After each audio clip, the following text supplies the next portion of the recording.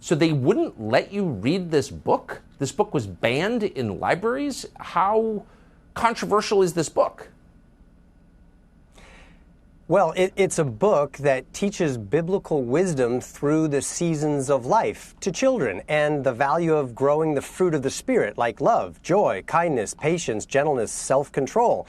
And I wanted to do a book reading at a public library, and I was denied by over 50 woke libraries that have hosted drag queen story hours. One of the most outrageous denials was Alameda County Public Library that said they didn't want that book teaching kids biblical values, while at the same time they're hosting a gender name change clinic tomorrow.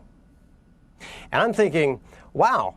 If we're so committed to diversity, why am I being excluded? Why can't I use your facility to read my book? You're a library. Okay. All right, let's cross out 2 items from this rich flex checklist. 1, if you didn't know, that was Kirk Cameron. He's most known for playing Mike Seaver on Growing Pains, a TV sitcom from the 80s.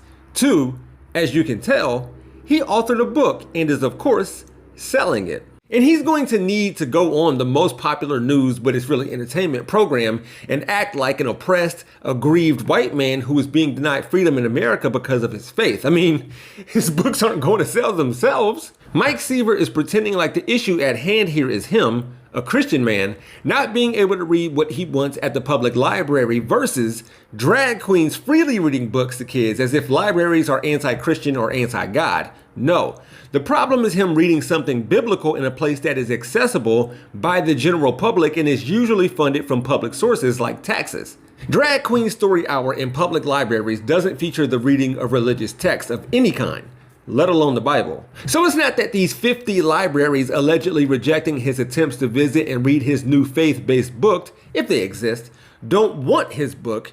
They don't want him reading it there. He knows this. But being on Tucker is free publicity, and reading at libraries would be a promo tour of his new book.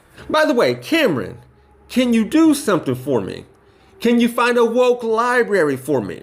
He mentioned that there was one in Providence, Rhode Island. Can he point them out in Central Ohio, please? Anyways, I'm sure Cameron knew the rules concerning what he could read and where. Elsewhere in this interview with Tucker Carlson, he tells on himself, admitting that since the news broke of his dozens of rejections, peep the quotations, parents and other librarians are contacting him or his publisher to solicit appearances to read his book, which may lead to sales. Also, he later said Christians must band together and stand up against the secularization of society where they are often told no in the public square. Peep the emphasis. But he's willing to give some books away. Anyway, moving on.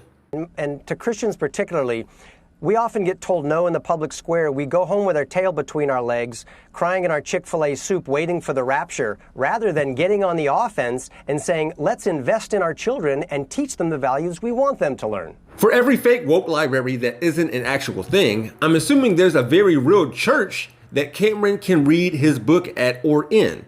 He can take his Chick-fil-A there. Actually, Cameron, can you do something for me? Can you find a new woke church for me? For Rebel HQ, I'm Jeff Wiggins. My architect knows Japanese. For more from the Young Turks, stay right here. To see additional content from yours truly, click on the Jeff Wiggins hashtag. You can also find me on my YouTube channel, We Gonna Be Alright.